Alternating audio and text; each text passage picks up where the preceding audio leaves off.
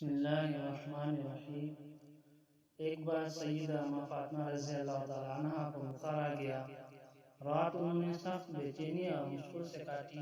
غزالی رضی اللہ تعالیٰ عنہ کا بیان ہے، میں بھی ان کے ساتھ جاگتا رہا۔ پچھلے پہر ہم دونوں کی آنکھ لگ گئی۔ فجر کے آذان سن کر بیدار ہوا، دیکھا فاطمہ رضی اللہ تعالیٰ عنہ وضو کر رہی ہے۔ میں نے مسجد میں جا کر نماز پڑھی، واپس آیا تو دیکھا فاطمہ رضی اللہ تعالیٰ عنہ معمول کے مطابق چکی پیس رہی ہے۔ میں نے کہا فاطمہ تمہیں اپنے حال پر رحم نہیں آتا، رات بھر تم بخار میں رہی، صبح اٹھ کر ٹھنڈے پانی سے وضو کر لیا، اب چکی پیس رہی ہو، خدا نہ کرے زیادہ بیمار نہ ہو جاؤ۔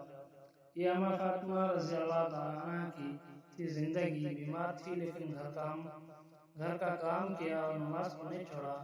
آج ہم کو اگر سر میں تھوڑا درد ہو جائے تو نماز نہیں پڑھتے، اگر یہ درد دنیا کے کام میں آ جائے تو وہ کام کرتے رہیں گے، چھوڑیں گے نہیں، لیکن نماز کو ہم چھوڑ دیتے ہیں۔